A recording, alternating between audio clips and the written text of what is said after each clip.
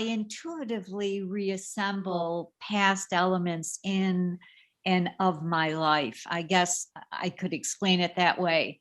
And I come from an Italian background, a very strict Italian family, and a very varied childhood. I grew up in Utica, which is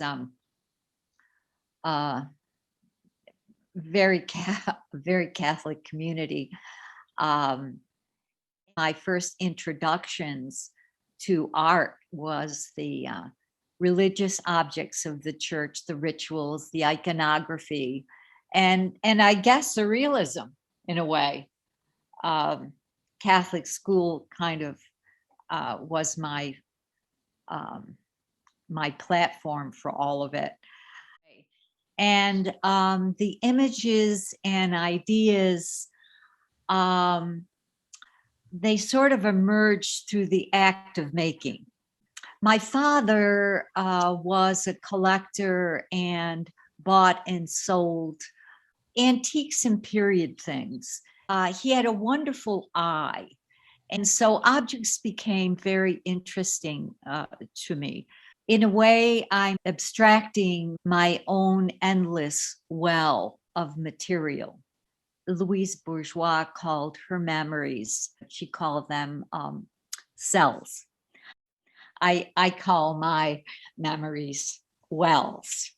And that's this particular work is from one of my wells. I have a lot of I call them secrets in my work, and that's kind of from the Dada movement that I love so much. So those are my mystery bags that contain whatever secrets belong to the whole thing. But it's mostly whatever comes into my mind at the time. My work almost always starts with things that I happen upon. As a kid, I was always interested in things that were strange to me, that I never thought about before, but suddenly found and fell in love with. And so that's continued in my practice still today. There was this corner of a piece of, looked like rusted metal sticking out of the turf alongside the walking path. And so I had tugged at it, and it ended up being the corner of this huge piece. And so I brought it home, put it in my studio, and didn't think any more about it. I tried a number of things. I felt I needed to do something to it to present it. And I tried a number of things, other found objects that I had, some leftover furniture parts, things like that. And finally, I decided upon a piece of one of the first paintings that I had ever done. And I played around with it and altered the shape somewhat and fit it in to that piece. And that seemed to work to me. The painting called Drift, it's painted on a found object, which I retrieved from a dumpster, and they were perforated with holes, a series of holes, top and bottom. And so I try to use those holes as points of departure. I found over the years that, you start off with a pattern or an idea, and then you look at the things that are left over, the things that fall to the floor or end up in the scrap barrel. And often those are a lot more interesting than the piece that you just meticulously bandsawed.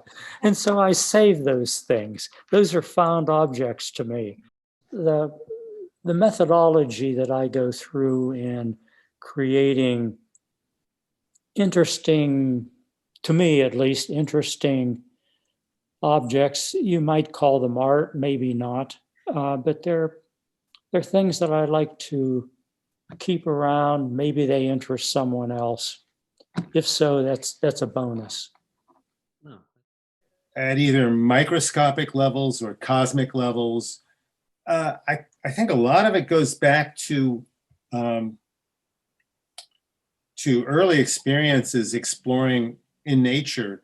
When I was a child, we lived for a few years in Southern California, and there was a particular tide pool, and we would find little crabs and sea anemones, and I still have the visceral sensation of taking my finger and touching the center of the little sea anemone, and little tendrils grabbing onto my finger.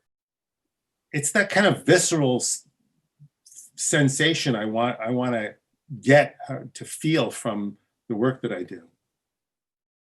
I will start with really basic shapes, circles, ovals,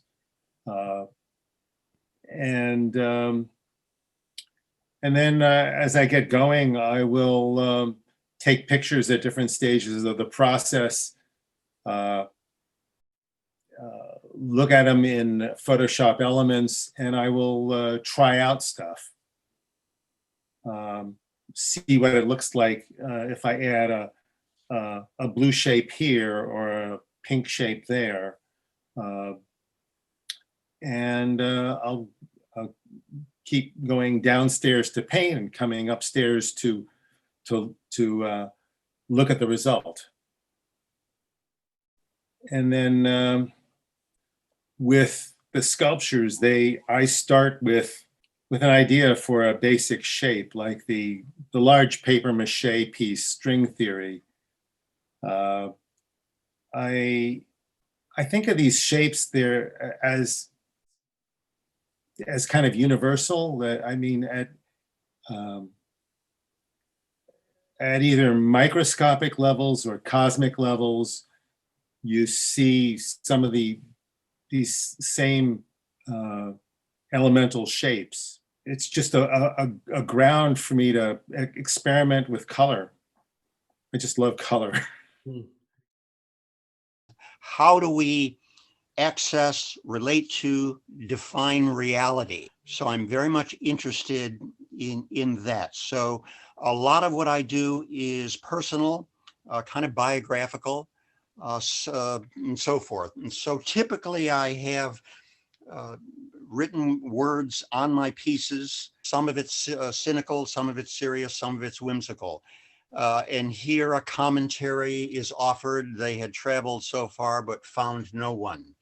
The experience of disappointment, perhaps betrayal.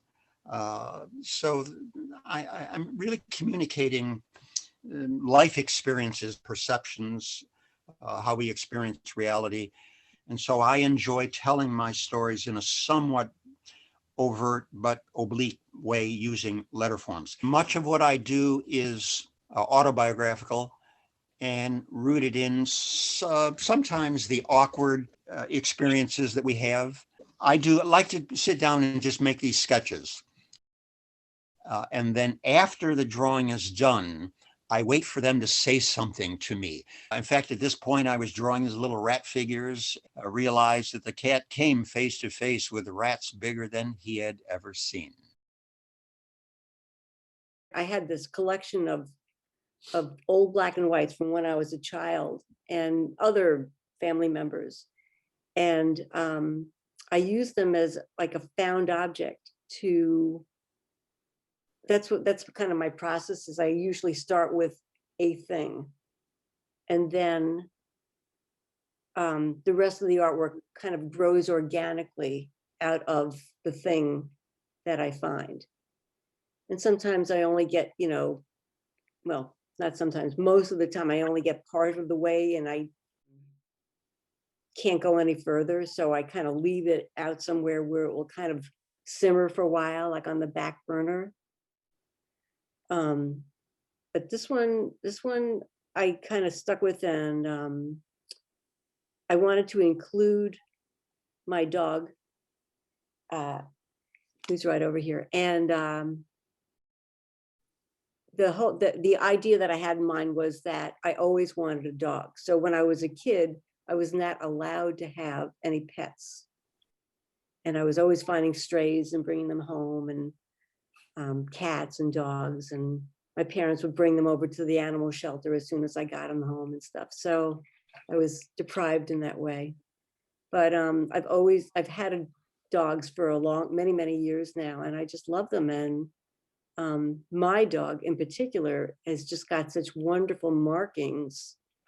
And I love that it was a black and white photograph, and it was a black and white dog. And I just used lots of different things in that picture, like rubber stamps and cut out pieces from children's art and all kinds of stuff. I am, all these many years later, still in love with drawing. One of my favorite draftsmen is Mirko Lebrun. And one of the things he said was, part of the beauty of drawing is its honesty. There's no place to sweep anything under the rug. But I like the bluntness of it. I'm kind of a blunt person. Most of the things that I'm interested in making statements about require being rather blunt. This style of the drawing is very loose, very quick, very expressive. I try and reflect in the energy of the line, the power of the statement. I'm not whispering to anybody. I'm trying to knock them over the head or punch them in the face rather than make some kind of quiet statement about it. But that's appropriate to the subject. And also being black and white. There's no need for color here. It's a black and white situation. So they come together like that for me. Most of the drawings and prints revolve around statements that I'm trying to make about what I think is problematic in American society or just humanity in general. I'm a storyteller. So there's always something behind the imagery that starts it. The imagery doesn't begin until there's some kind of a viewpoint or a story or a fable that I want to try and get across to whoever might have the opportunity to see the work. In these three pieces, the titles give you the context in which you should view them. And obviously, if human beings view each other in terms only their color, there's going to be conflict. The moral, hopefully, would be that, to see one another as human beings. And I guess I also love the portrait as a vehicle, as, a format for making statements about humanity.